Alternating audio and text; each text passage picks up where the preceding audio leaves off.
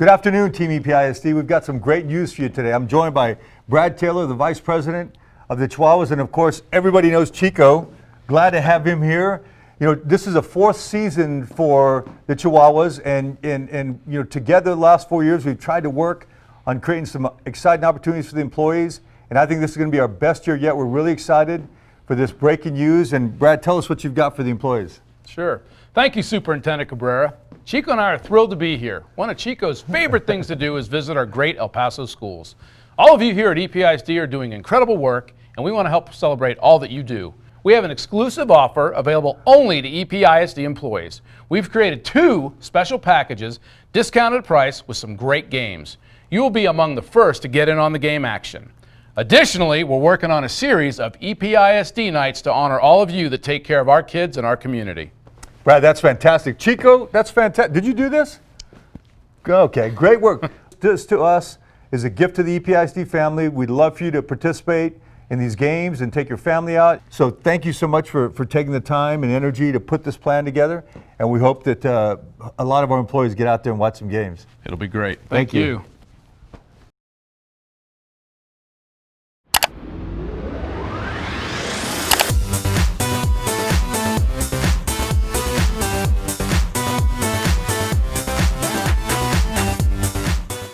Hello and welcome to the new EPISD Live. I'm Melissa Martinez. There are great things happening in our district and we want to make sure you know about them. We've introduced EPISD Live to bring you all of the great stories that are happening here at EPISD, in our schools and in our classrooms. We have a lot in store for you over the next few months to bring you some great topics and themes, things that we know you're interested in here at EPISD. For our first segment, we'd like to welcome our Board President, Ms. Dory Fennenbach, and our Superintendent, Mr. Juan Cabrera. Thank you, Melissa. We're here with our Board President, Dory Fennenbach. How are you? Hi, great. Well, we've been at this for a couple of years now. You've got almost 2 years as Board President. Tell me a little bit about the 2 years and how you think we've done and some of the highlights. Well, first of all, I want to say congratulations to you and your team. This is wonderful being here on EPISD Live. What a beautiful set and great way to communicate to our community about what's happening within EPISD. It has been just truly an honor and joy and certainly one of the most challenging endeavors I've ever taken on being part of EPISD. When we came on as trustees 2 years ago, as we all know, we were at such a low point and fragile time, having to transition from state control to the elected Board of Trustees. I think we managed through that very, very well, you know, thanks to your leadership and the rest of the team who helped us all just train the trustees and made sure we knew about finance and the vision and the direction that you had already started under the Board of Managers. We like to joke, but it's no joke that between May of 15 and December, I think we had 70 meetings and training, and I think we didn't make a big deal about it. It's just important that we were able to gain back local control, and that was really something important for us. Yeah, I mean, and the state has learned that, you know, when this happens, you don't want to transition all 7 trustees at the same time. We did it, we managed through it, but it was very difficult. But you know, now that we've been together about 2 years, I think we all have so much to be excited and proud about, and our community can be so proud of what EPISD is doing and where we've come. Starting first of all with just sound fiscal governance. You know, we were presented and you were presented with deficit budgets due to the declining enrollment that none of us could control and you didn't know about when you took the job. We've managed through that. We've passed balanced budgets. We've even put $12 million into our general reserves, and passed the TRE that first year, which allowed us to access $14 million in additional state funds with no local tax impact. And then this year, of course, passing the bond, which is going to allow us to consolidate schools, operate more efficiently, and fulfill those promises that I've been making, you've been making, the other trustees have been making, which is to operate more efficiently and redirect money as much as we can back into the classrooms in the form of teachers, technology, and programs. And so we'll talk a little bit about the bond now. This is a very exciting time for us. I mean, it's so important. We were long overdue, 15 years before we had a real makeover, and then it will consolidate schools, closing 9 schools, which is going to hopefully help us. Not hopefully, it will help us be more efficient as we have fewer facilities of service, and then hopefully invest more money into classrooms and teachers, as we've mentioned.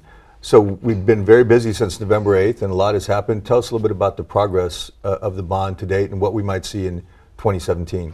EPISD has set ourselves apart in many ways, but one way in which was the board in October passed a compact with the voters, which specifically outlined the projects that we are going to accomplish within the next 5 years with the bond money. And we are legally accountable to that, whether it's this set of trustees or the trustees who take their seats after the May election. The board is accountable to fulfilling on these projects. So we've immediately, and we also promised that we were going to have an independent third-party project management firm, and we've hired the Jacobs. You all did an RFP. I think there were five companies bidders, that yes. bid.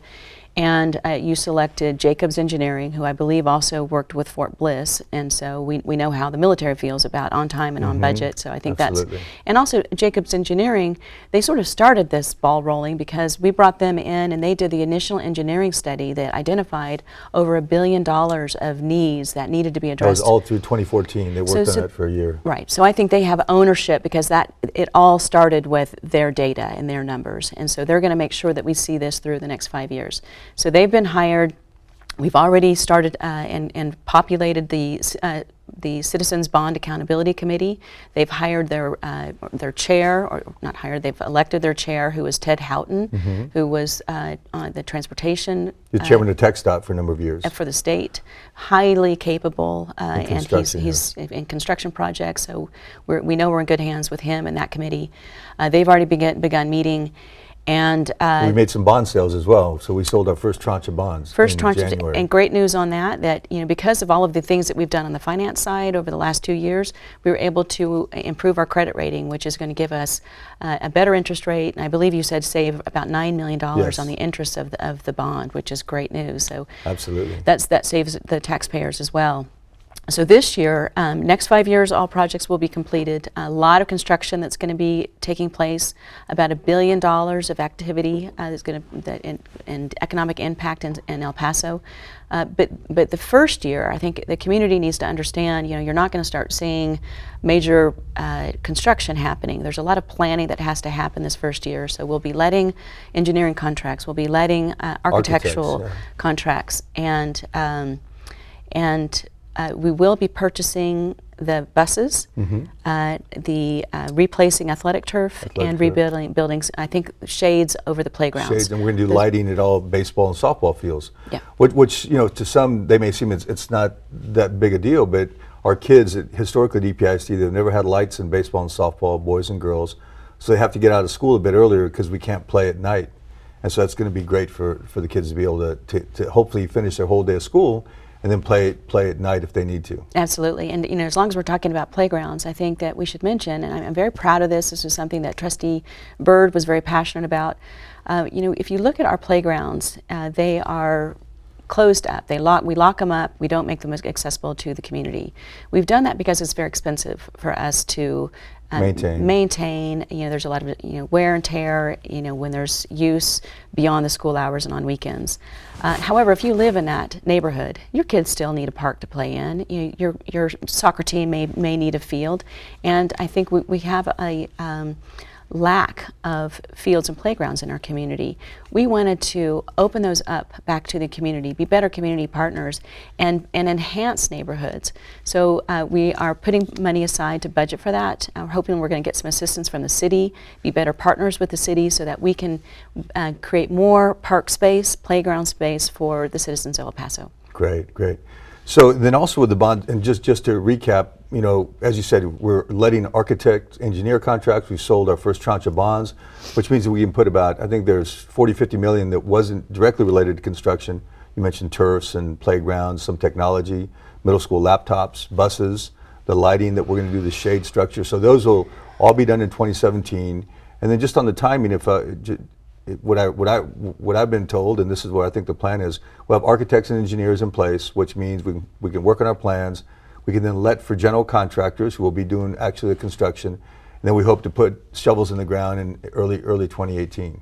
That's right. Yeah. Okay.